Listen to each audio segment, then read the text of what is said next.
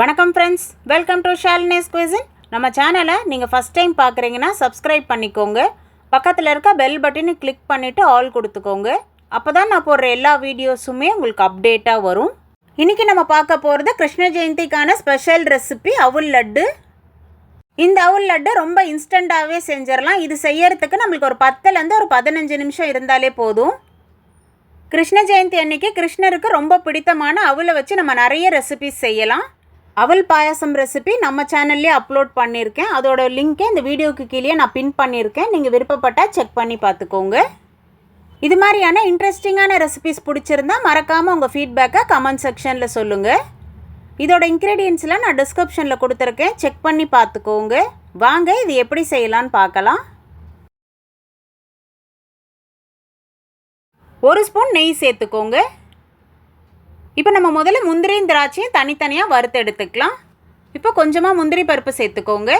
இது நல்லா செவக்க வறுத்து எடுத்துக்கலாம். முந்திரி பருப்பை இந்த மாதிரி உடைச்சி சேர்த்துக்கோங்க.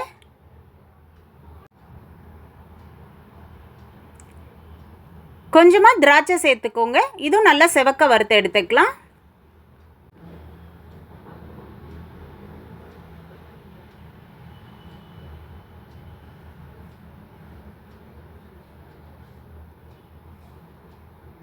இப்போ அந்த நெய்யிலேயே நம்ம அவல் சேர்த்து வறுத்து எடுத்துக்கலாம். இந்த மாதிரி லேசான அவல் எடுத்துக்கோங்க. நான் 200 கிராம் அவல் சேர்த்துருக்கேன். இப்போ இதை நல்லா நெய்யிலேயே நல்லா வறுத்து எடுத்துக்கலாம். அவளோட நிறம் மாறாமல் வறுத்து எடுத்துக்கோங்க. லட்டு செய்கிறதுக்கு திக்கான அவல் எடுக்காமல் இந்த மாதிரி எப்போ லேசான அவல் எடுத்துக்கோங்க. அப்போ தான் லட்டு பிடிக்கிறதுக்கு நல்லா வரும். இப்போ இது கையில் லேசாக இந்த மாதிரி பொடிச்சு பாருங்கள். அவல் வந்து நல்லா வறுபட்டுருச்சு. இப்போ இது ஒரு பக்கம் நல்லா ஆற வச்சிடலாம்.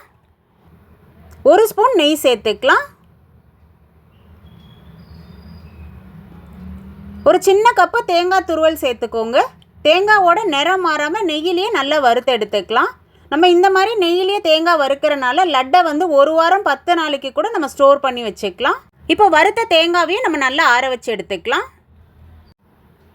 இப்போ அவல் நல்லா ஆறிடுச்சு. கையில் இந்த மாதிரி பொடிச்சு பார்க்கும்போது நல்லா நொறுங்குற சத்தம் கேட்கும். இப்போ இதை நம்ம ஒரு மிக்ஸி ஜாரில் சேர்த்துக்கலாம்.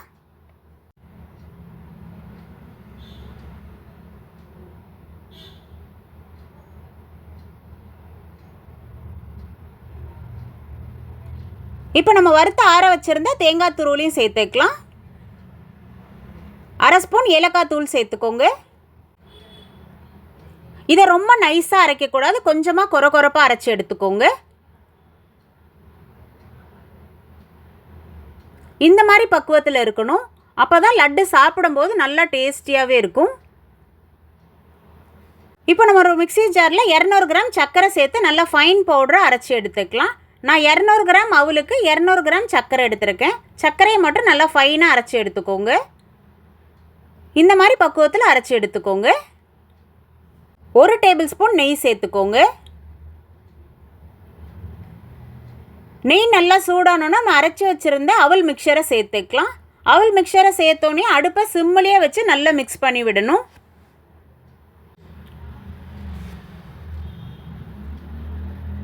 அவளை நெய்யிலேயே 2 நிமிஷத்துக்கு இந்த மாதிரி வறுத்துட்டு இப்போ நம்ம பொடிச்சு வச்சுருந்தா சர்க்கரை சேர்த்துக்கலாம்.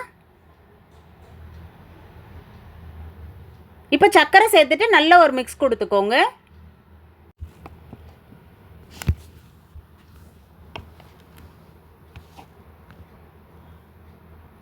இதில் காய்ச்சி ஆற வச்ச ஒரு சின்ன கப்பு பால் சேர்த்துக்கலாம். பாலில் நான் ஃபுட் கலர் ஒரு ஃபியூ ட்ராப்ஸ் போட்டிருக்கேன். எல்லோ ஃபுட் கலர் சேர்த்துக்கோங்க. இப்போ இது எல்லாமே நல்ல ஒரு மிக்ஸ் கொடுத்துக்கலாம். இப்போ கொஞ்சம் தண்ணியாக இருக்க மாதிரி இருக்கும், ஆனால் நம்ம கலர அது கரெக்டாக ட்ரை ஆகிடும். இந்த அவல் லட்டில் நம்ம கொஞ்சமாக இந்த மாதிரி பால் சேர்த்து செய்யும்போது லட்டு நல்ல டேஸ்டியாகவே இருக்கும். இப்போ நம்ம வறுத்து வச்சுருந்தா முந்திரியும் திராட்சையும் சேர்த்துக்கலாம். இப்போ இது எல்லாமே நல்லா மிக்ஸ் கொடுத்துக்கோங்க. அடுப்பை சிம்மிலே வச்சு நல்லா இந்த மாதிரி மிக்ஸ் பண்ணி விடணும். கிருஷ்ண ஜெயந்தி அன்னைக்கு தான் செய்யணும்னு இல்லை, வீட்டில் அவல் மட்டும் இருந்துச்சுன்னா பசங்களுக்கு எதாவது இனிப்பாக ஸ்நாக்ஸ் கேட்டாங்கன்னா இது நீங்கள் ஒரு 10லேருந்து ஒரு 15 நிமிஷத்தில் செஞ்சு கொடுக்கலாம். ஊற்றின பால் எல்லாமே இந்த மாதிரி நல்லா ட்ரை ஆகிடணும். இப்போ இது ஒரு பிளேட்டில் மாற்றி நம்ம நல்லா ஆற வச்சுக்கலாம்.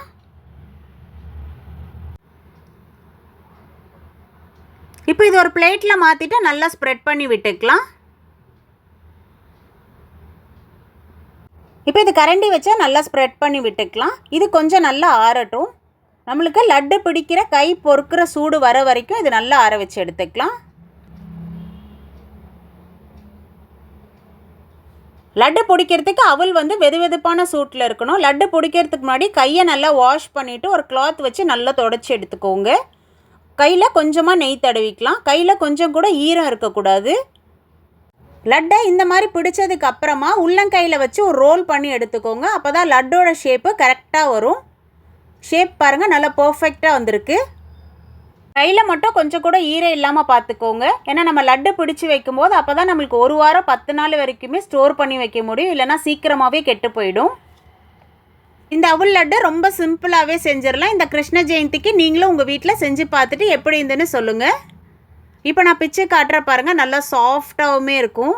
அவ்வளோதான், நல்லா சூப்பராக ரெடி ஆகிடுச்சு பாருங்கள். கிருஷ்ண ஜெயந்தி ஸ்பெஷல் ரெசிபி அவல் லட்டு. டேஸ்ட் ரொம்பவே பிரமாதமாக இருக்கும். கண்டிப்பாக ட்ரை பண்ணி பாருங்கள். இந்த ரெசிபி உங்களுக்கு பிடிச்சிருந்தா லைக் பண்ணுங்கள். உங்கள் ஃப்ரெண்ட்ஸ் அண்ட் ஃபேமிலியோடையும் ஷேர் பண்ணுங்கள். மறக்காமல் ஷாலினிஸ் குவிசன் யூடியூப் சேனலை சப்ஸ்கிரைப் பண்ணிக்கோங்க. பக்கத்தில் இருக்க பெல் பட்டனை கிளிக் பண்ணிவிட்டு ஆல் கொடுத்துக்கோங்க. அப்போ தான் நான் போடுற எல்லா வீடியோஸுமே உங்களுக்கு அப்டேட்டாக வரும். எப்படி இருந்துன்னு கமெண்ட்லேயும் சொல்லுங்கள். தேங்க்ஸ் ஃபார் வாட்சிங்.